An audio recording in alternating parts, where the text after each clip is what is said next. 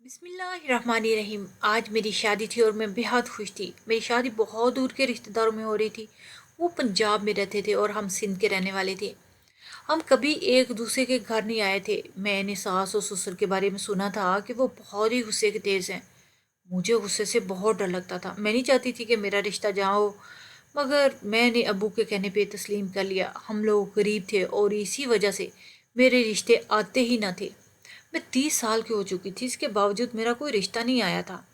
یہ 30 سال بعد پہلا رشتہ تھا۔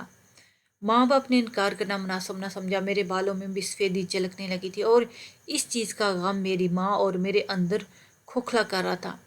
تو میری ماں باپ نے میری شادی بے انتہا سادگی سے کر دی۔ میری شادی کو 2 سال ہونے والے تھے۔ میری ساس شروع دن سے ہی میرے ساتھ بہت اچھے طریقے سے رہتی، لیکن وہ بہت عجیب و غریب حرکتیں کرتی جس کی مجھے ہرگز سمجھ نہ آتی۔ میری ساس ایک اچھے گھرانے سے تعلق رکھتی تھی۔ میرے سسر کا چمڑے کا کاروبار تھا، مگر وہ مزاج کے بہت ہی سخت آدمی تھے۔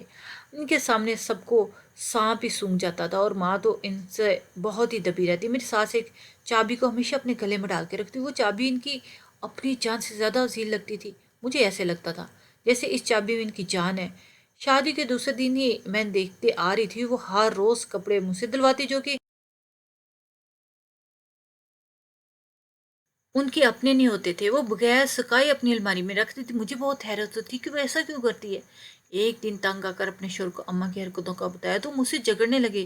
بد لحاظ عورت فضول الزام لگا رہی ہے میری ماں پر۔ میں بہت رنجیدہ ہوئی کیونکہ اس نے میری بات کا یقین ہی نہیں کیا، اور ماں کے روز کپڑے دھونے کی عادت میں بہت تنگ آ گئی تھی۔ ایک دن میں نے امی سے کہا کہ اماں، میں کپڑے دھو کر تھک چکی ہوں، کیا میں کچن کا کام سنبھالوں؟ لیکن انہوں نے سختی سے منع کر دیا۔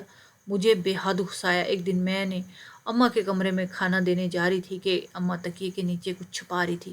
کبھی اماں تکیے کے نیچے کچھ چھپاتی اور کبھی اماں بیڈ کے نیچے پٹی میں چھپاتی۔ اپنے کمرے کی ہر چیز کتنی حفاظت سے رکھتی اور چابی بھی اتنی حفاظت سے رکھتی تھیں۔ مجھے سمجھ نہیں آتا تھا کہ اماں کے کمرے میں کون سا خزانہ ہے جسے چھپانے میں مصروف رہتی ہے۔ گھر کے کام کاج میں کوئی دلچسپی نہیں لیتی تھی۔ میں سارا دن گھر کے کام اکیلی کرتے کرتے تھک جاتی ہوں، سوچتی کہ روپیہ پیسہ ہی تو سب کچھ نہیں ہوتا نا، اچھے رشتے بھی تو بہت بڑی نعمت ہوتے ہیں۔ آج سے 4 روز پہلے کی بات ہے کہ جب رات کی پیاس کی شدت سے میری آنکھ کھلی، رات کے 3 بجے اماں کچن میں جاتی نظر آئی۔ میں حیران تھی کہ اس وقت اماں یہاں کیا کر رہی ہے۔ میں نے ان کے ہاتھ میں کھانے کی ایک پلیٹ رکھی ہوئی دیکھی۔ وہ کہاں سے لے کے جا رہی تھی کھانا؟ میں نے ان سے پوچھا تو گھبرا کر پریشان ہو کر کہنے لگی، مجھے بھوک لگی تھی اس لیے میں کھانا لینے آئی تھی۔ ساتھ میں انہوں نے بہت سا دودھ بھی جگ میں لیا ہوا تھا۔ امی پریشانی میں چلی گئی۔ ان کو جاتا دیکھ کے میں سوچ رہی تھی کہ رات کا کھانا تو اماں نے ہمارے ساتھ کھایا تھا، پھر یہ کھانا کس کے لیے لے کے جا رہی ہے۔ میں اپنے کمرے میں چلی گئی۔ میں سوچنے لگی کہ یہ ماجرا کیا ہے، سب حرکتیں کیوں کرتی ہیں۔ مجھے سچ کچھ سمجھ نہیں آ رہی تھی میں کیا کروں۔ میں نے صبح سارے کام کر کے کپڑے دھوئے اور آج ہمت کر کے ان سے پوچھ لیا، اماں آپ سے چھوٹے چھوٹے کپڑے کس کے دلواتی ہیں؟ یہ تو آپ کے کپڑے نہیں ہیں۔ تو وہ کہنے لگی، تم اپنے کام سے کام رکھو، میرے کسی بھی کام میں دخل اندازی کرنے کی اجازت نہیں ہے کسی کو۔ تمہیں میری ساس بننے کی ضرورت نہیں ہے، جا کر آلو گوشت بنا لو۔ آلو گوشت کھانے کا دل چاہ رہا ہے میرا۔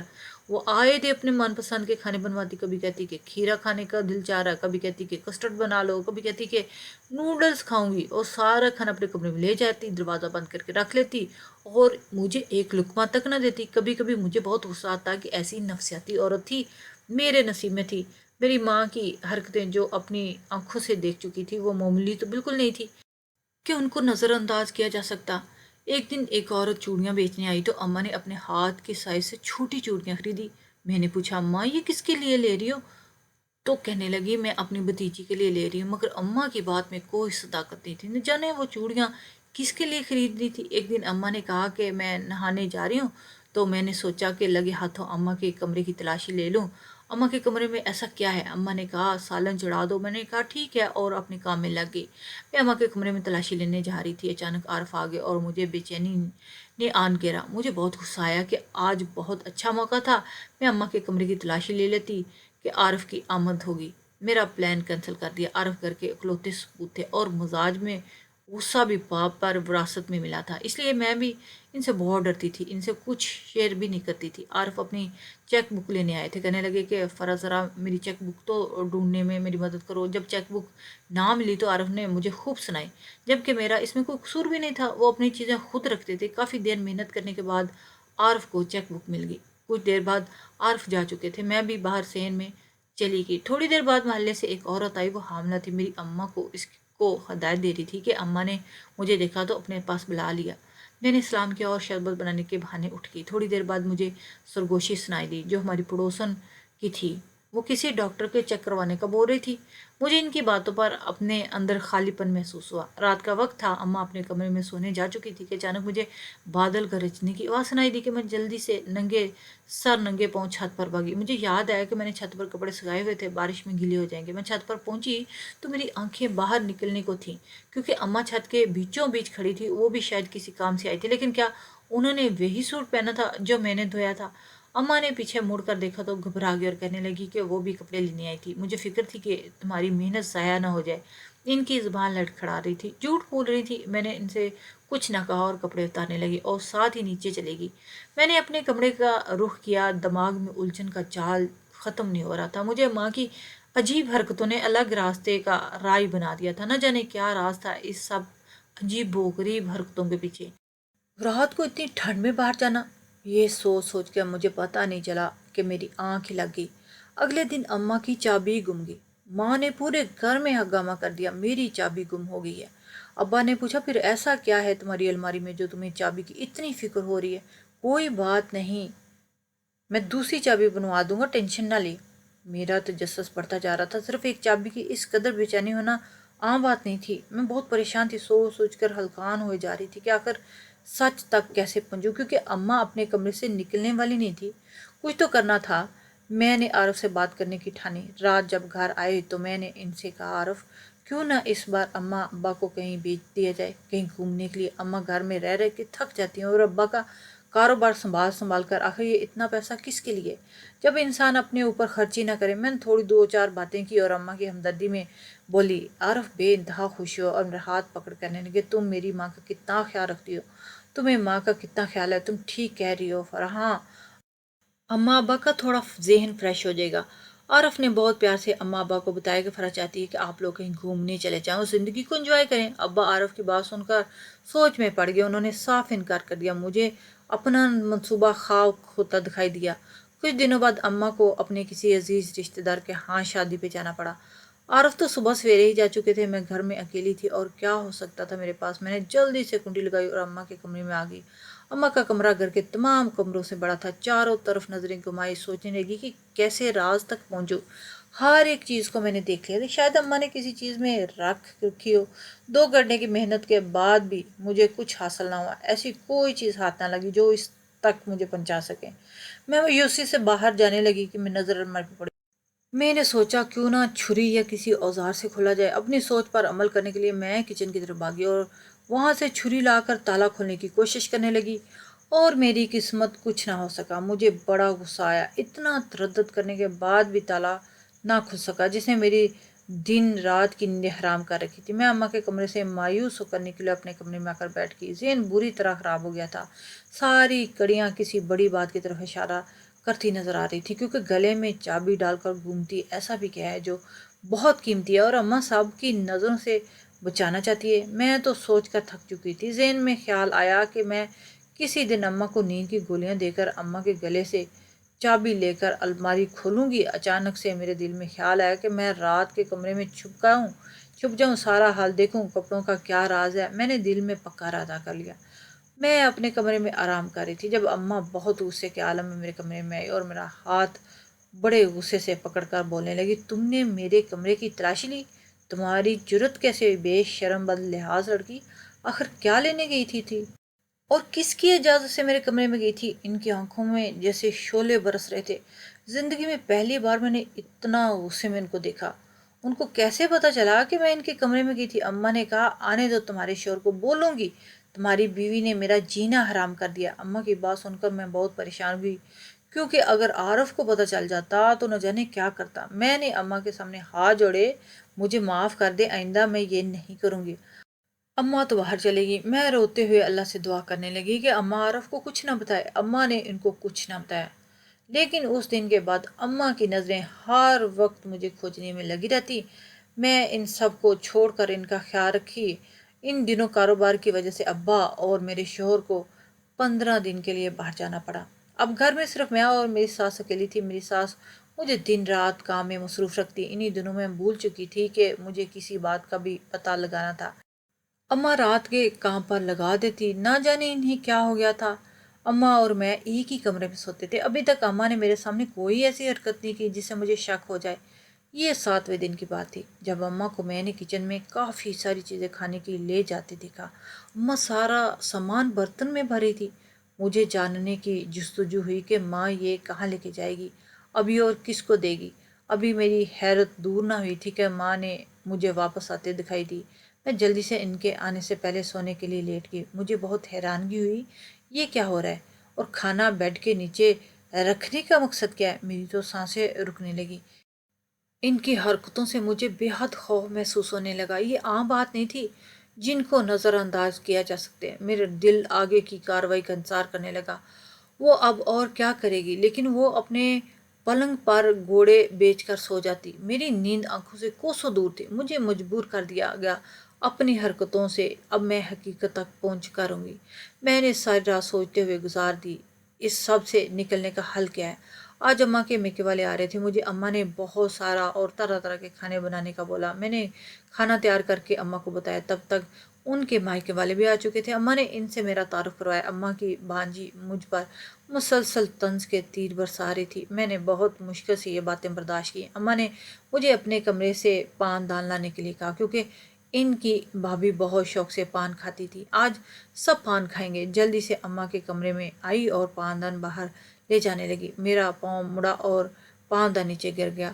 ابھی میں درد سے تڑپ ہی رہی تھی کہ بیڈ کے نیچے پڑی چیز کو دیکھ کر میری نظر اس پر جم کے رہ گئی۔ وہ چابی تھی جو مجھے اماں کے راز تک پہنچا سکتی تھی۔ میں نے جلدی سے چابی اٹھائی اور اسے چھپا لیا۔ پھر بہت مشکل سے ہمت کر کے پان دان اٹھایا اور باہر کی سمت چل پڑی جہاں اماں میرا انتظار کر رہی تھی۔ میں نے پان دان اماں کے سپرد کیا اور سر درد کا بہانہ کر کے کمرے میں آ گئی۔ وہ سوچنے لگی آج رات کو سونے کے بعد میں راز تک پہنچ جاؤں گی جو اماں نے ہم سب سے اتنے سالوں سے چھپا کے رکھا ہے۔ کون سی ایسی وجہ ہے جو ان کو یہ کرنے پہ بے بس کرتی ہے؟ میں خیالوں میں گم تھی جب ماں کی آواز سنائی دی۔ اماں چائے کا بول رہی تھی۔ میں نے گہری سانس لی اور کچن میں آئی۔ میں نے چائے کا پانی چولہے پہ رکھا اور پتی ڈالنے لگی۔ اچانک پتی کی خوشبو سے مجھے چکر آنے لگے۔ اماں کچن سے کچھ لینے آ رہی تھی۔ مجھے چکر کھاتا دیکھ کر میری طرف بڑھی اور مجھے گرنے سے بچا لیا۔ اماں نے جلدی سے مجھے سنبھالا۔ اماں نے جلدی سے ڈاکٹر کو بلایا۔ ڈاکٹر نے جو بات بولی اسے سن کر تو میرے ہوائیاں ہی اڑنے لگی۔ دل میں جیسے خوشیوں کی نئی کمپنیں پھوٹ رہی تھی۔ میں نے اپنے رب کا شکر ادا کیا جس نے میری زندگی کا سب سے بڑا دکھ سکھ میں بدل دیا۔ اماں میرے صدقے واری جا رہی تھی۔ سب نے میرا بہت خیال رکھنا شروع کر دیا۔ آخر وہ بھی دادی بننے جا رہی تھی۔ جب میں حاملہ ہوئی تو ایک دن اماں میرے پاس آئی، ایک پرانی سی قمیض لے کر آئی۔ اماں نے مجھے وہ قمیض پہننے کو کہا۔ مجھے حیرت ہوئی، اماں مجھے یہ قمیض کیوں دے رہی ہے اور اس قدر گندی؟ اماں کی بات پر میں نے سرے سے انکار کر دیا۔ یہ میں نہیں پہنوں گی۔ تو بولی جب میں حاملہ تھی تب میں نے بھی یہی پہنی تھی کیونکہ تمہارے سسر کو وارث چاہیے تھا۔ چاہے کچھ بھی ہو جائے پہلی اولاد وارث ہوگی۔ تمہارے سسر نے سختی سے کہا ان کو پہلا سپوت اپنے خاندان کا نظام چلانے والا چاہیے ورنہ اپنے گھر جانے کو تیار رہنا۔ میرے بیٹے کے لیے لڑکیوں کی کوئی کمی نہیں۔ اماں کی بات سن کر تو مجھے دھچکا سا لگا۔ آخر اتنی بڑی بات نہیں ہوئی کہ یہ بات کیسے کر سکتے ہیں؟ اور رونے لگی۔ وارث کا اس قدر غرور! میں رونے لگی تو اماں نے مجھے چپ کروایا اور قمیض پہننے کی تاکید کی۔ وہاں سے چلی گئی۔ میں بہت غور سے پھٹی پرانی قمیض کو دیکھنے لگی۔ کافی بری حالت میں تھی۔ میں نے سوچ لیا تھا کہ کسی قیمت پر بھی میں یہ قمیض نہیں پہنوں گی۔ میں ماں کے بجائے آج اپنے کمرے میں تھی جب مجھے آواز سنائی دی۔ میرے اور ماں کے سوا کون ہو سکتا ہے اس وقت؟ میں ہمت کر کے اٹھی اور باہر کی جانب قدم بڑھایا۔ آج پھر معمول کی طرح اماں کھانا لے کر اپنے کمرے کی طرف جا رہی تھی۔ مجھے سمجھ نہیں آیا کہ میں کیا کروں۔ ان کے پیچھے پیچھے چھوٹے چھوٹے قدم اٹھاتی چلی گئی۔ اماں نے اپنے کمرے میں بیڈ پر چائے رکھی، ایک نظر ادھر ادھر دیکھا، بیڈ کے نیچے رکھا صندوق نکالا اور اسے کھولنے لگی۔ جیسے ہی اماں نے صندوق کھولا میرے قدموں تلے زمین نکل گئی۔ ابھی وہ صندوق میں موجود چیز کو دیکھ کر میں حیران زدہ ہو گئی۔ مجھے پوری پیٹی میں طرح طرح کے کھلونے اور کپڑے دکھائی دیے۔ اماں نے کھلونوں میں سے ایک کھلونا نکالا اور واپس صندوق کو تالا لگا دیا۔ میں حیران کن نظروں سے یہ سارا منظر دیکھ رہی تھی۔ اماں الماری کے پاس آئیں اور اسے کھولا، الماری کے پیچھے مجھے ایک دروازہ دکھائی دیا، ایک خفیہ دروازہ جسے اماں نے اپنے گلے میں بندی چابی سے کھولا، جہاں کوئی خفیہ راستہ دکھائی دے رہا تھا۔ مجھے بہت خوف محسوس ہوا۔ میں نے ڈرتے ڈرتے اس جگہ پر اماں کے پیچھے قدم رکھے۔ آگے سے جسم کی کپکپاہٹ ایک راستے سے گزر کر چھوٹے سے کمرے کی طرف چلے گی۔ میں اس کے پیچھے دیوار میں چھپی ہوئی تھی، میری زبان گنگ ہو کے رہ گئی تھی۔ ابھی میں کسی پتھر کی مورت کی طرح نظروں سے سامنے دیکھ رہی تھی، جہاں 25 سال کی لڑکی کو کھلونا دے کر کھانا کھلایا جا رہا تھا۔ میرے حواس ساتھ چھوڑنے لگے، اور وہ بھی کچھ ایسے ہی لگ رہا تھا کہ پہلے میں گر پڑی۔